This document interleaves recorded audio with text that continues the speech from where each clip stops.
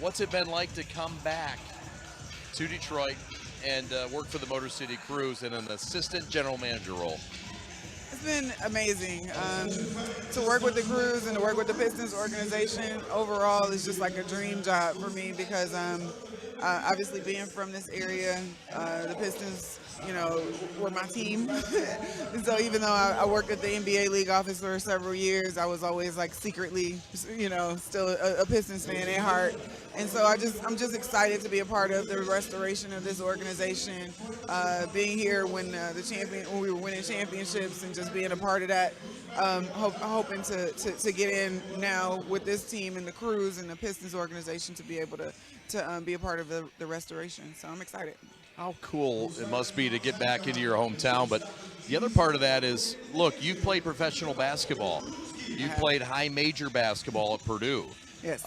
So you're relatable to Detroit, to the G League, to professional basketball and all of it. You also played overseas. When you were done with basketball, did you know what you wanted to do, and did you have a clear path journey for you laid out?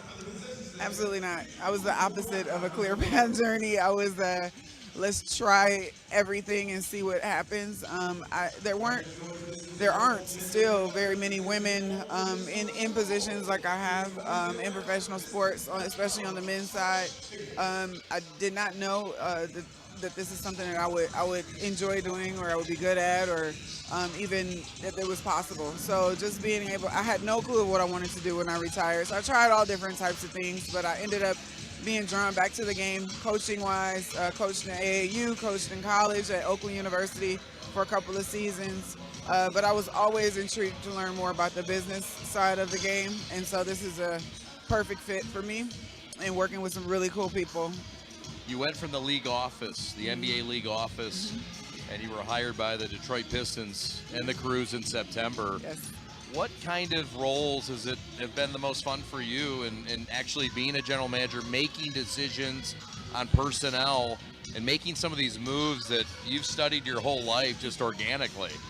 It's interesting to be on the other side of it. I've been a player. I've also been a fan. So I've seen the results of the moves, but to be in the room, to be at the table, to have a voice, to be able to articulate, what it is that I see, and to be able to impact decision making has been really interesting for me.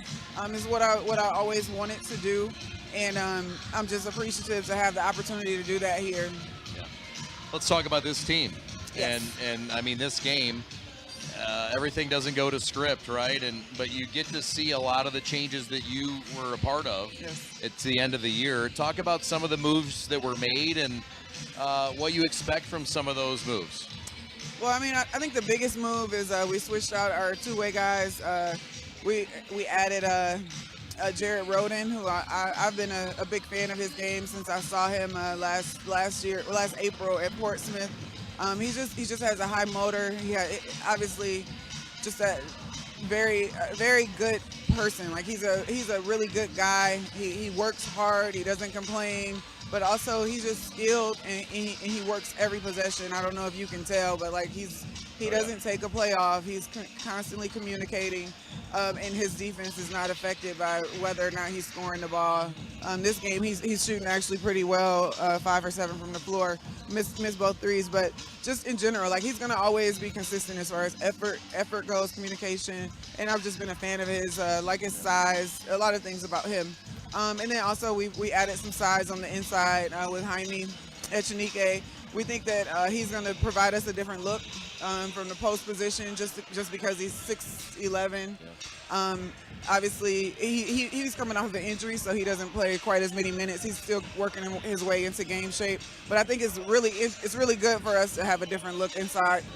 And then lastly, we got David Nwaba, who is obviously a veteran. He's a pro. Works really hard, takes a lot of pride in his defense, and we're really happy to have him. We're really happy to have all of them. So we think that going into the second half of the season, or the regular season for the G League, that we have a team that is competitive, that should be competitive. We're with the assistant general manager of the Motor City Cruise, Stacey Lovelace, and Stacey, we'll let you go. We know you've got more work to do, but tell us what you look for really in the final 15 or 20 games or whatever's remaining in the season with this club, and what expectations are and what you can actually see as a real ending point for this team? Well, I still think it's early in the regular season, so I think our goal is playoffs. Even with our Lions, they made a late season run. So, I mean, anything is possible, even though we don't have the greatest record. We're still gelling as a team. We have some very significant new pieces. And so as those pieces start to get more comfortable, and the pieces that we've had around here for the whole season start to gel, I think we have a really good group of guys. So again, playoffs is always going to be the goal. I know the record is not great right now, but we've been in all of these games. I know that we've lost 4, but we've been in every single one of them. So I'm proud of how they fight and continue to show up every day. The Motor City Cruises Assistant General Manager, Stacey Lovelace, good enough to join us. Stacey, it's been a pleasure. Thank you. Great talking to you. Absolutely. And we'll have you back sometime soon. Let's do it.